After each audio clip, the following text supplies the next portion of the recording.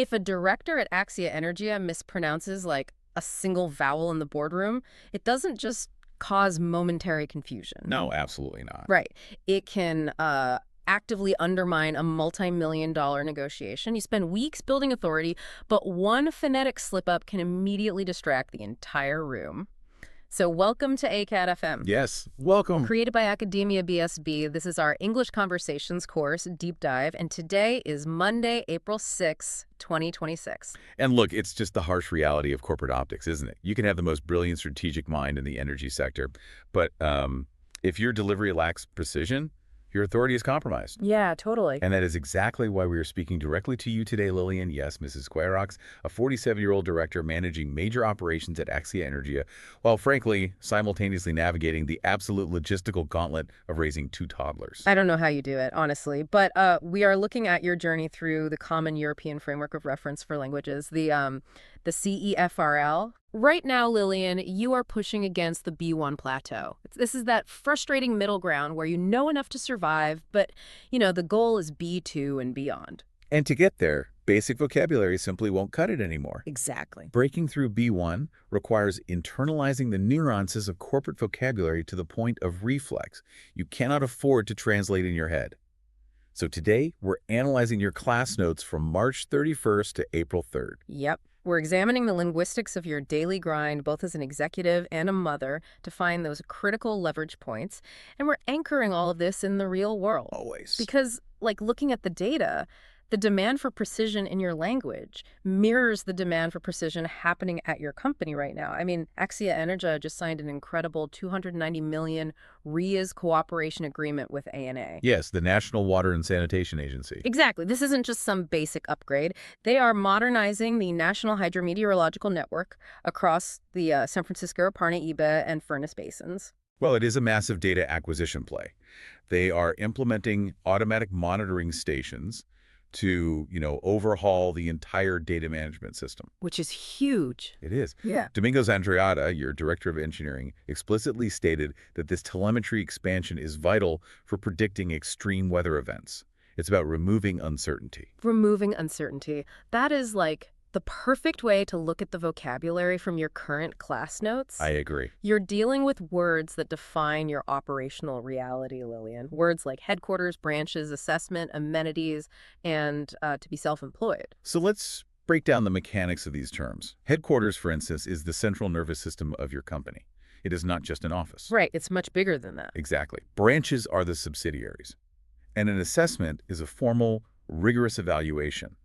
If you tell a stakeholder you are doing an assessment, it signals a methodical process. Because if you just say you're going to, take a look at it. It's like an intern. Frankly, you do. Amenities are the infrastructural conveniences that add corporate value. And to be self-employed signifies operating as an independent entity. And the stakes get even higher when we look at the vocabulary from your past classes.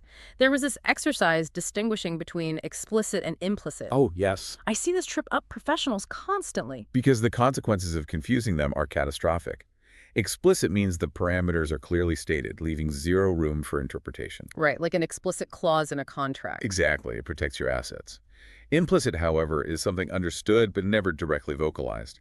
It's a handshake in the hallway. Yeah, and relying on implicit agreements is exactly how 290 million RIA's infrastructure deals fall apart. Precisely.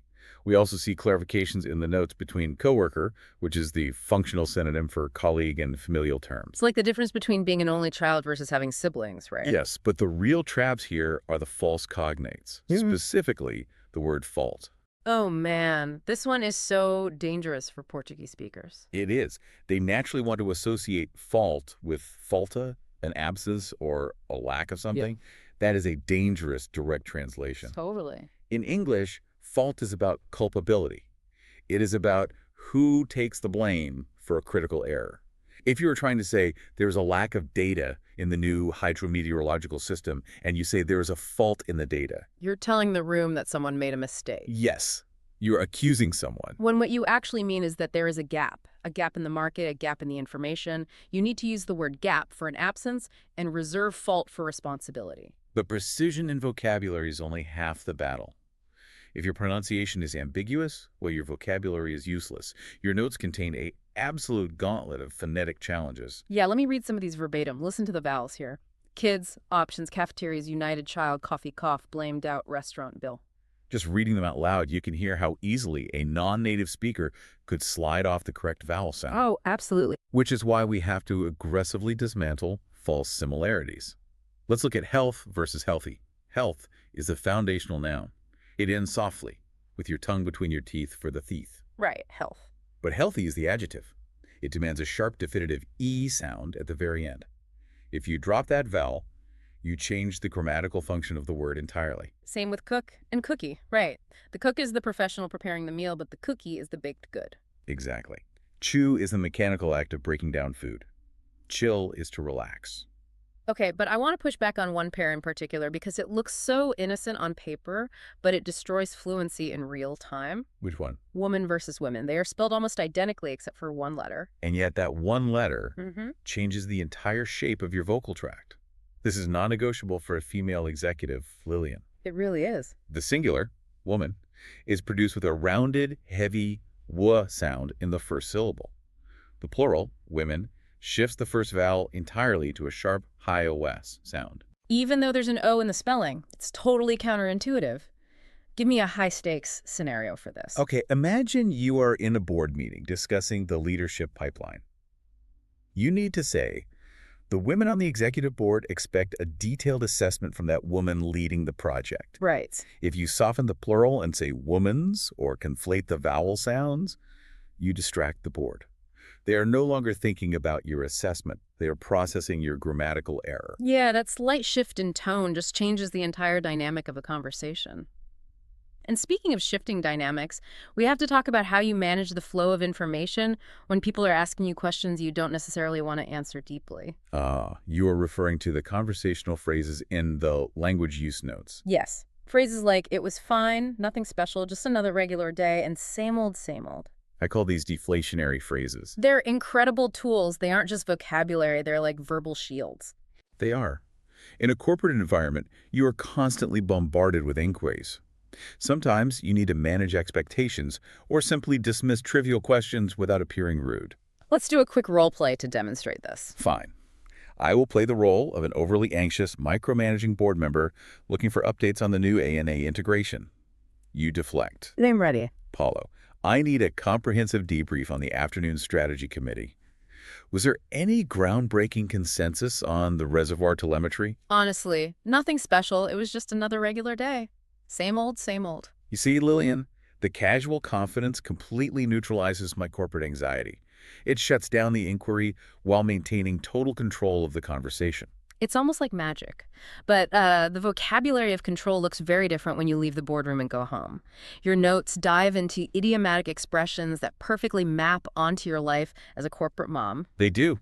Take the phrase one size fits all. In corporate strategy, proposing a one-size-fits-all product usually implies a flawed assumption that every client has identical needs. Yeah. In your household, a one-size-fits-all parenting strategy is equally disastrous. Oh, completely. Your two toddlers have completely distinct personalities. You cannot standardize your approach to them. No, and navigating those personalities usually involves having to run errands or do the chores. And these sound similar, but geographically they are total opposites. Precisely. Running errands requires outward logistics. You are leaving the headquarters, so to speak. You're going to the bank, the supermarket, the pharmacy. Yep. Doing the chores is strictly internal maintenance. You are staying on site to clean, wash dishes, or do laundry. So let's put this into practice. Imagine it's Saturday, the toddlers are bouncing off the walls, and I had a whole day planned outside. But I look out the window, and it is raining cats and dogs. A classic idiom for torrential, heavy rainfall. When this extreme weather event occurs, adaptability is required. You must stay in. Right, cancel the outward logistics. Exactly. Instead, you eat out in the modern sense by ordering delivery, and you spend time together by transforming the internal maintenance, the chores, into a family bonding activity.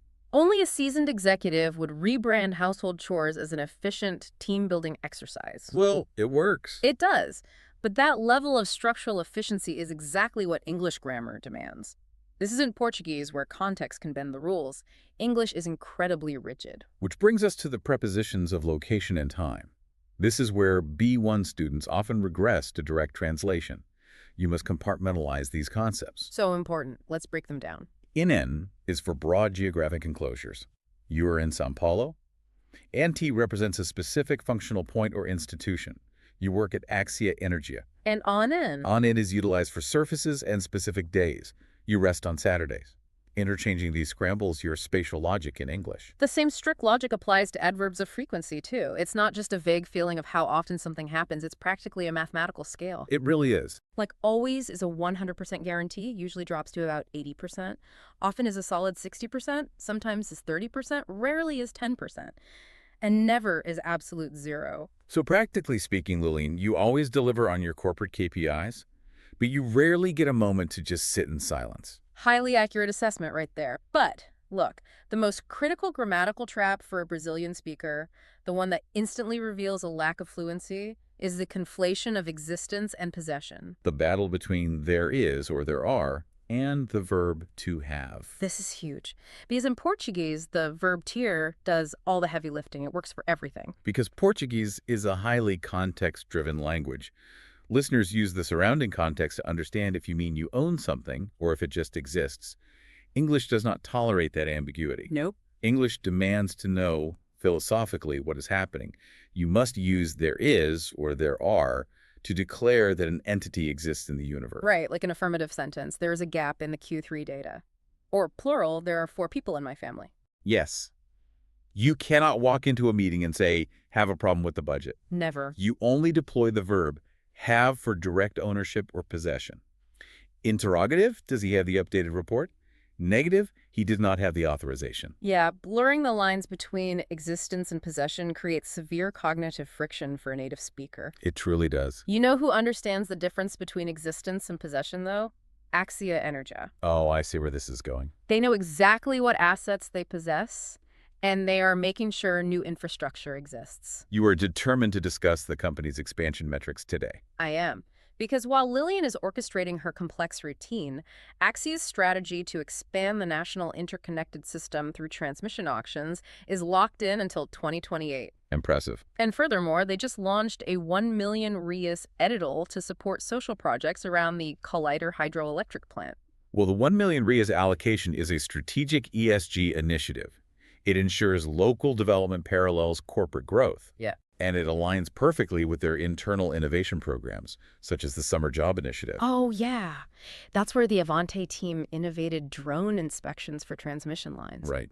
It is a brilliant example of removing human error through technological precision. And removing error through precision is the central theme of the reading and writing exercises in these class notes.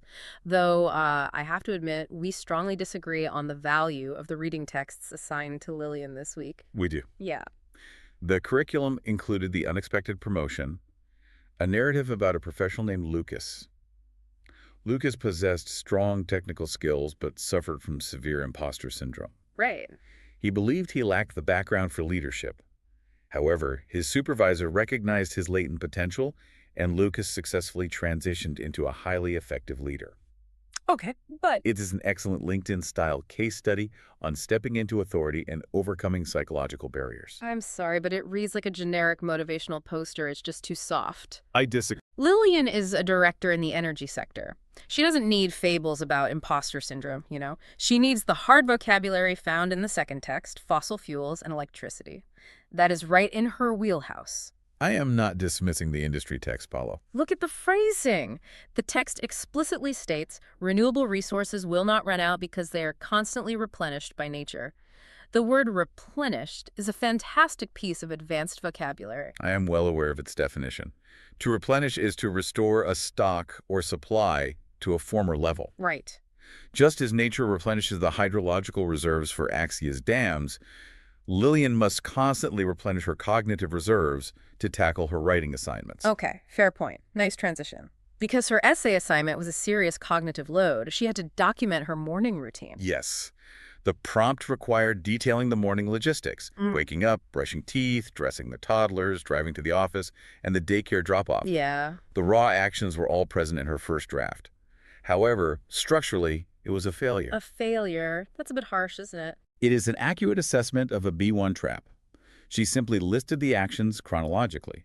It read like an inventory checklist, which causes severe repetition. I guess that's true. A polished narrative requires architectural support. It requires sequence words. You must guide the reader's temporal understanding. First, I wake up. Then, I brush my teeth.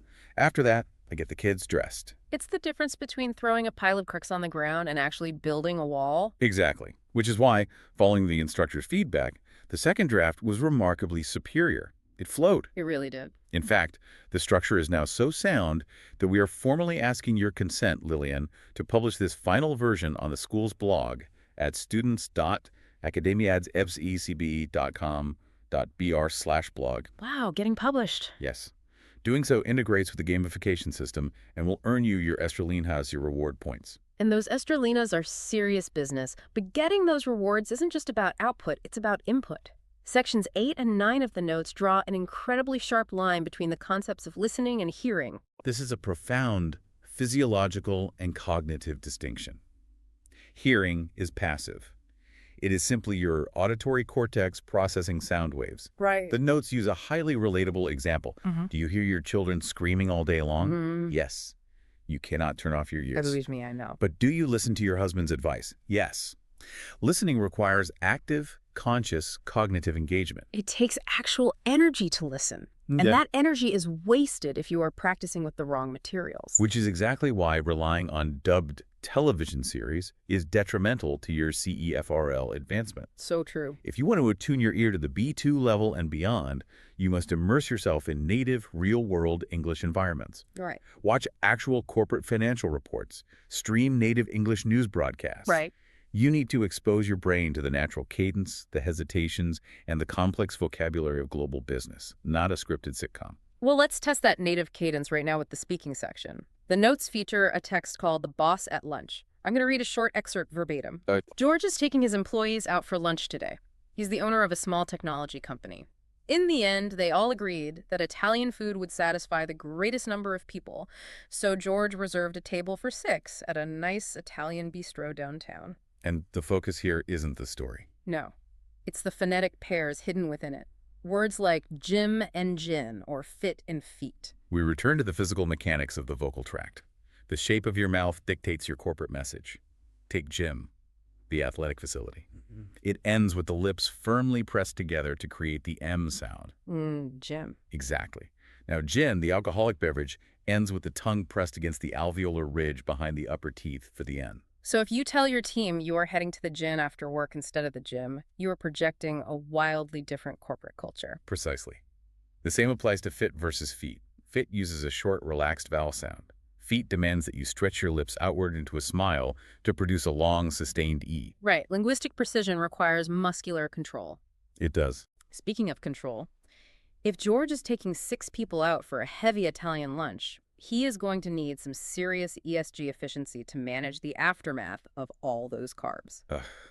I will ignore that incredibly strained transition because the underlying data is actually worth discussing. I couldn't resist. Oh. But the data is amazing. Axia Energy was just integrated into the S&P Global Sustainability Yearbook. Excellent. Yeah, they earned this global recognition specifically for their ESG efficiency, environmental, social, and governance, and their sustainable performance metrics. It is a quantifiable triumph. Inclusion in the S&P Yearbook proves that Axia's governance protocols are not just theoretical.